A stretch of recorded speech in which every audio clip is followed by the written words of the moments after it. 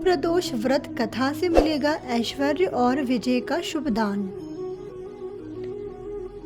त्रयोदशी तिथि में सायकाल को प्रदोष काल कहा जाता है, अर्थात सूर्य अस्त के बाद के समय को प्रदोष काल कहा जाता है। प्रदोष व्रत को मंगलकारी एवं शिव की कृपा दिलाने वाला व्रत माना गया है। गुरु प्रदोष त्रयोदशी व्रत करने वाले को 100 गायें दान करने का फल प्राप्त होता है तथा यह सभी प्रकार के कष्ट और पापों को नष्ट करता है। इस व्रत की कथा श्रवण करने से यानी सुनने से ऐश्वर्य और विजय का शुभ वरदान मिलता है। गुरु प्रदोष व्रत शत्रुओं का विनाश करने वाला भी माना गया है। श्री सूत जी के अनुसार यह अति श्रेष्ठ शत्रु विनाशक भक्ति प्रिय व्रत है। गुरुवार त्रयोदशी प्रदोष व्रत की पौराणिक कथा। इस व्रत कथा के अनुसार एक बार इंद्र और वृत्तासुर की सेना में घनघोर युद्ध हुआ। देवताओं ने दैत्य सेना को पराजित कर नष्ट भ्रष्ट कर डाला।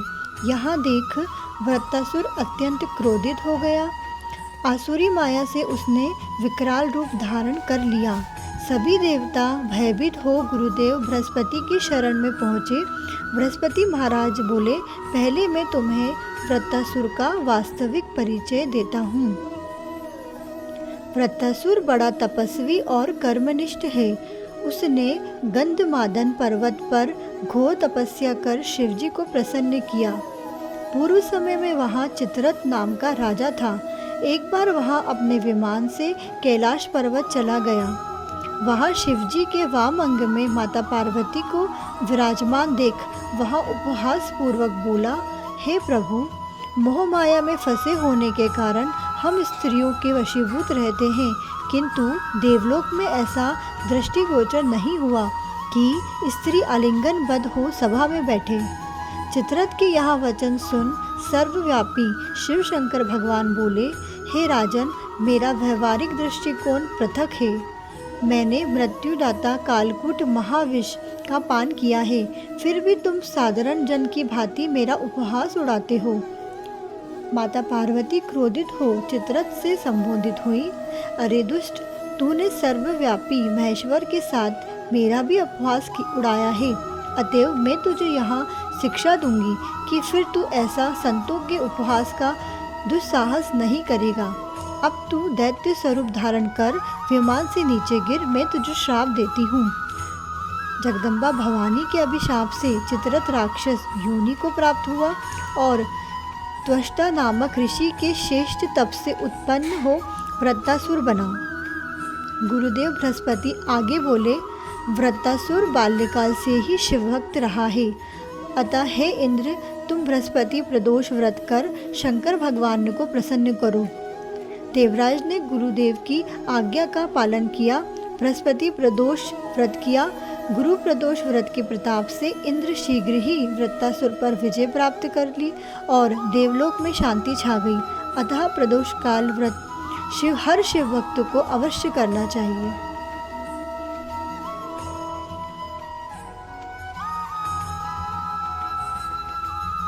एक गांव में एक निर्धन विधवा ब्राह्मणी रहती थी। उसके साथ उसका एक पुत्र भी था। भरण पोषण के लिए दोनों प्रतिदिन भीख मांगते और जो भी मिलता उसे अपनी भूख शांत करते थे। ब्राह्मणी कई वर्षों से प्रदोष व्रत का पालन करती आ रही थी। एक बार ब्राह्मण का पुत्र त्रयोदशी तिथि पर गंगा स्नान के लिए निकला। स्नान कर जब वहाँ अपने घर की ओर आ रहा था तो रास्ते में उसका सामना लुटेरों से हो गया और लुटेरों ने उसका सारा सामान छीन लिया और वहाँ से फरार हो गए। कुछ समय बाद वहाँ राज्य के कुछ सैनिक आ पहुँचे और उन्होंने ब्राह्मण के पुत्र को लुटेरों में से एक समझकर राजा के सामने प्रस्तुत कर दिया। राजा ने उसको लुटेरा समझकर उस ब्राह्मण युवक की दलील सुनने बिना ही उसे कारागार में डाल दिया। रात्रि में राजा के स्वप्न में भगवान शिवाय और ब्राह्मण युवक को मुक्त करने का आदेश देकर अंतर्ध्यान हो गए। राजा नींद से उठकर सीधे कारागार पहुंचा और युवक को मुक्त करने का आदेश दिया। राजा युवक को साथ लेकर महल लौटे, जहाँ राजा ने उस युवक का सम्मान किया, उसे दान में कुछ मांगने के लिए कहा। युवक ने दान के रूप में सिर्फ 1 मुट्ठी धान मांगा। राजा उसकी मांग सुनकर बहुत हैरान हो गए। राजा ने युवक से प्रश्न किया कि सिर्फ 1 मुट्ठी धान से तुम्हारा क्या होगा? तुम कुछ और मांग सकते हो। ऐसा अवसर किसी को बार बार नहीं मिलता। युवक ने बहुत ही विनम्रता पूर्वक राजा से कहा, हे राजन, इस समय यहाँ दान मेरे लिए संसार का सबसे अनमोल धन है। मैं इसे अपनी माता को दूंगा, जिससे वह खीर बनाकर भगवान शिव को भोग लगाएगी। फिर हम इसे ग्रहण कर अपनी भूख शांत करेंगे। राजा युवक की बातों को सुनकर बहुत प्रसन्न हुआ। उन्होंने मंत्री को आदेश दिया, ब्राह्मणों को दरबार में सम्मान के साथ लाया जाए। मंत्री ब्राह्मणी को लेकर दरबार पहुँचे और उन्होंने सारी बातें ब्राह्मणी को बताई और उनके पुत्र की प्रशंसा करते हुए उपग्रह मणि के पुत्र को अपना सलाहकार नियुक्त किया। इस प्रकार निर्धन ब्राह्मणी और पुत्र का पूरा जीवन बदल गया। ये दोनों भगवान शिव की कृपा से सुखी रहने लगे।